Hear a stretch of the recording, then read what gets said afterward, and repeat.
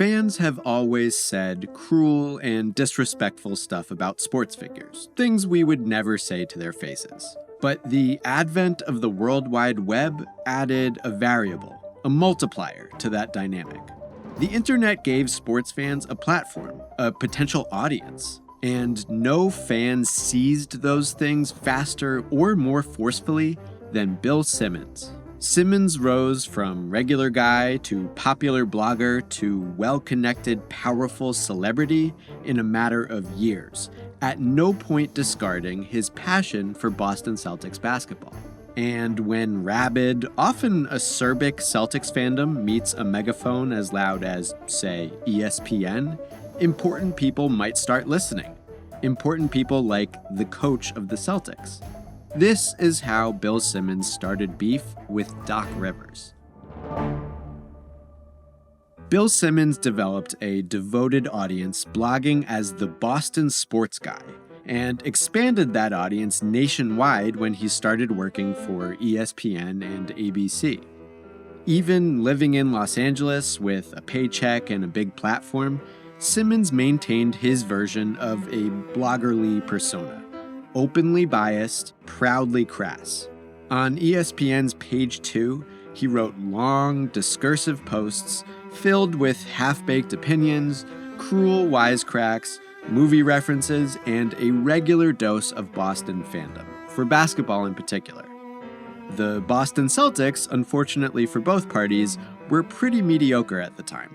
In 2004, Celtics executive Danny Ainge brought in a fresh face to turn his ship around. Doc Rivers, a former excellent NBA player whose first ever coaching job with the Orlando Magic had ended in his abrupt firing the prior season. Rivers' first year in Boston constituted a decent bounce back and return to the playoffs, but the Celtics slipped soon thereafter. Around centerpiece Paul Pierce, Ainge filled Boston's roster with a regular influx of rookies and trade acquisitions. The Celtics churned in place with no clear direction. Still, by the end of that 2006 season, the internet's most prominent Celtics fan had fixated on Coach Rivers as the scapegoat for Boston's malaise. Now, Bill Simmons had to know by this point that he was big enough for NBA people to catch him talking like a fan. In January 2006, Knicks president Isaiah Thomas threatened him by name during a radio interview. Nevertheless, Simmons felt comfortable devoting entire pieces to disparaging Doc Rivers. It is a big deal for an article on ESPN.go.com to lead with, "Doc Rivers stinks as an NBA coach," then over the course of 3,000 words, bluntly call for Doc's dismissal and lay out an entire 8-point protocol for what makes a coach bad. Also reference Teen Wolf. Well, just like Isaiah, Doc heard, and he responded in a radio spot, calling Simmons, quote, "just a blogger," not a real reporter who covered the team in person and had any relationship with the guy he was roasting. Simmons addressed the above the following season, when the Celtics got even worse. He explained that he had no hard feelings for the person, only criticism for a, quote, "lousy coach." All this in the context of a 3,800-word piece reacting to a Rivers firing that hadn't even happened. An exercise Simmons called fun immediately before saying it's never fun to write that someone should lose his job, before gleefully anticipating the draft lottery. There's interesting stuff in here about how interacting with sports figures might generate as much bias as rooting for them from afar, and how the former phenomenon may have, quote, sheltered a personable but unsuccessful coach like Rivers. In saying this, Simmons singled out and ignited a side beef with legendary Boston sports writer Bob Ryan. And he referenced Teen Wolf. In any event, Simmons' wish casting did not pan out. The Celtics went a dismal 24-58 in that 2007 season, but they didn't fire Rivers. In fact, they gave him a 5-year contract extension. In short, Simmons called Rivers' career milestone a poop hot dog.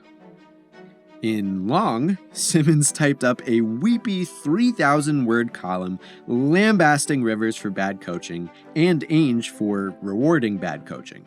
As long as the Celtics losing got them the lottery luck to draft Greg Oden or Kevin Durant, everything would be okay. If they got the third pick, not so much. And then a funny thing happened. The 2007 draft lottery gave Boston the 5th pick.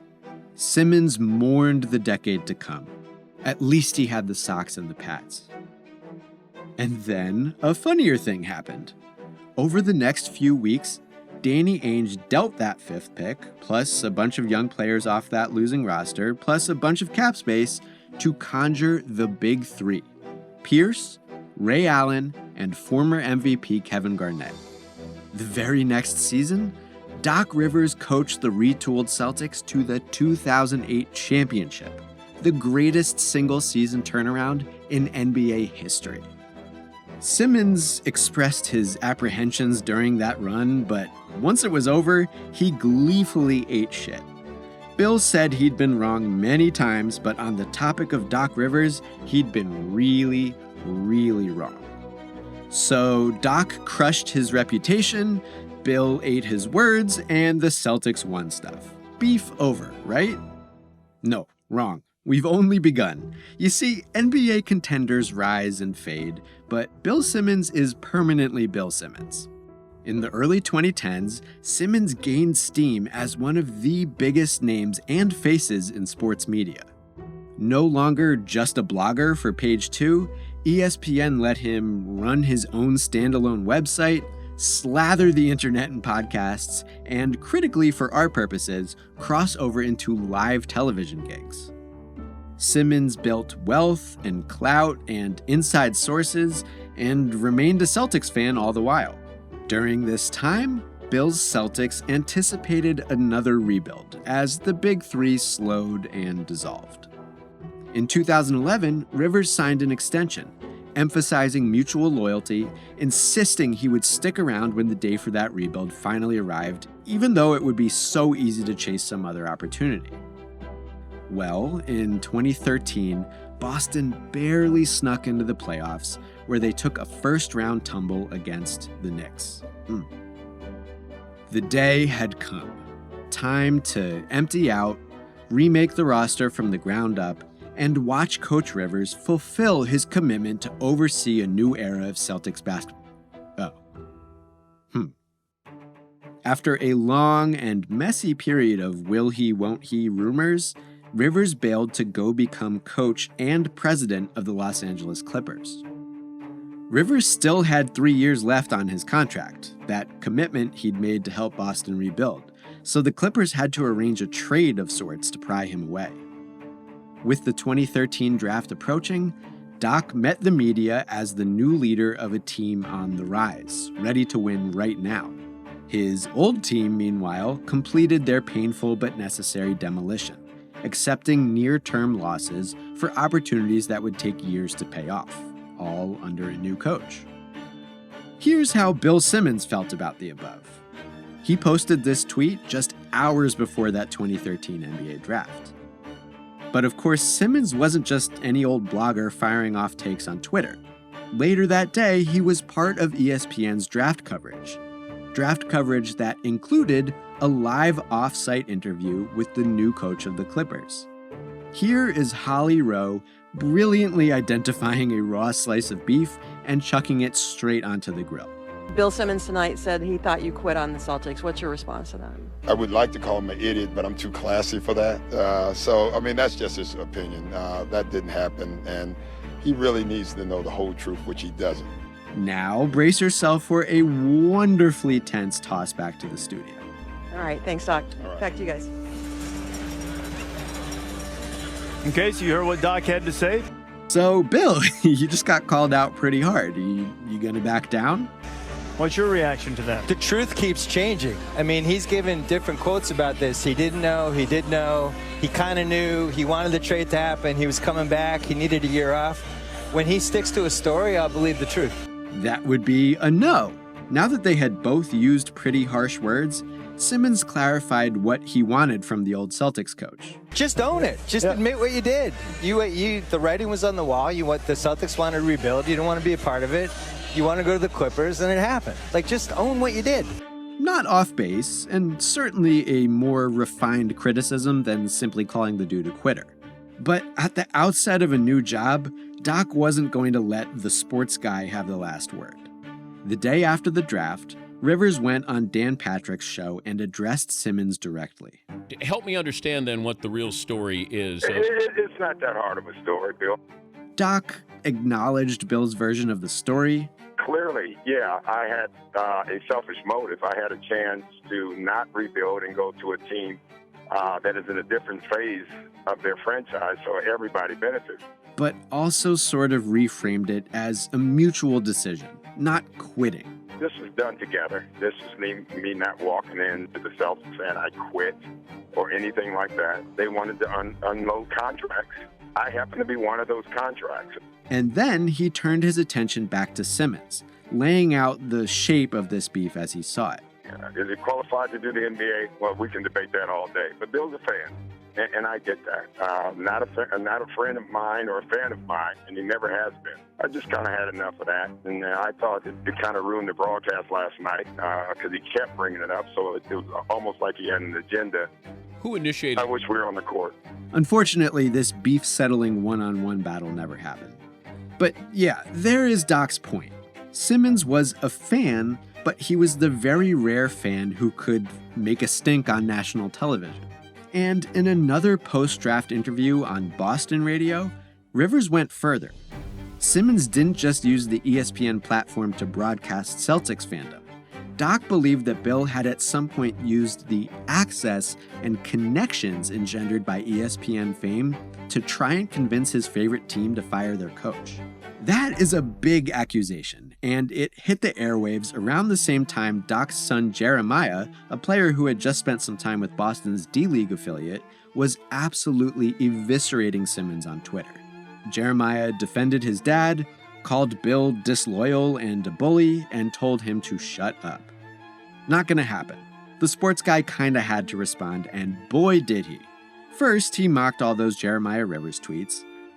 Then, Simmons took a more serious tone, deeming Doc's accusation that Bill tried to get him fired an outright lie. He even called Doc by his given name in what kind of reads as a threat. This was getting out of hand, but from the outside it appeared to stop right there. Why? Well, a month later, Simmons' two-part, 12,000-word Midnight Run-themed 2013 offseason recap reserved its 18th footnote to explain. At some point on that contentious Friday after the draft, Doc and Bill got on the phone and hashed out their differences. Doc said the Celtics didn't want to keep him. Simmons didn't buy it. They agreed that LA was a much better situation for Doc, and they left it at that. Two versions of the same story. Agree to disagree. Later that year, Doc recalled that phone conversation basically the same way and restated the reason he thought Simmons couldn't accept his version of the truth. You guys gonna hug it out? Yeah, we have. Bill and I have Hugged talked it out? about it. Bill is a passionate Celtic fan. You know, he's a reporter and a Celtic fan, and that's difficult sometimes to separate. But hey, a famous journalist caring deeply about the Celtics wasn't Doc's problem anymore. He had moved on from that team to a team in Bill Simmons' adopted home city for whom he once owned season tickets. Doc running the Clippers didn't draw Bill's ire the way his Celtics stint did, but they did occasionally cross paths on the internet. Simmons criticized LA's decision to add Spencer Hawes instead of Paul Pierce. Doc said he was wrong and left it at that. Then, months later, when the Clippers traded Hawes and signed Pierce, Simmons did not leave it at that. When hideous, racist Clippers owner Donald Sterling finally got booted from the NBA, Simmons took a little dig at everyone who engaged with the franchise, even though they knew Sterling was awful. That included Doc, and it included himself. That was a serious column that included reporting on a serious issue, and in its aftermath, Simmons credited Rivers for saving the Clippers. But don't get the idea that Simmons had stepped fully into serious journalism, nor fully away from prodding Doc. The sentiment just changed. During Rivers' Clippers tenure, Simmons broke up with ESPN and became big boss at his own new website, albeit not a behind-the-scenes boss by any means. He ribbed Doc for signing his son, Austin, not Jeremiah, and then giving him crunch time minutes. When the once great Clippers began to crumble just like his Celtics did, except without a title to show for it, Simmons got a whole bunch of jokes in at Doc's expense. This is not the tone of an aggrieved fan. It was just cold, detached mockery. But was it still beef? Not for Doc, I think, at least not entering the next decade. He moved on from the Clippers and took a new job that gave him other Simmonses to worry about. Bill, by the way, had enough inside info to correctly predict Doc's move to the Sixers in 2020. One clear indication of how far he'd advanced in the industry. But these days, you can advance quite far in sports media without relinquishing your fandom. No one demonstrated that better than the Boston sports guy. Maybe he has since become enough of a media mogul to tone down the fandom.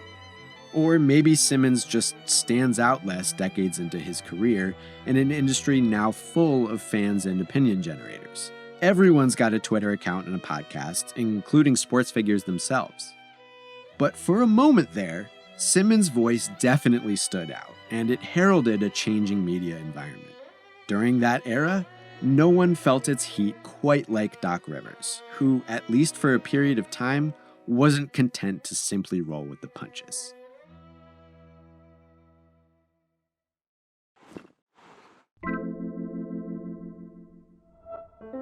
Thank you so much for watching Beef History. If you want to learn about another Celtics feud taking place around this time, check out this episode.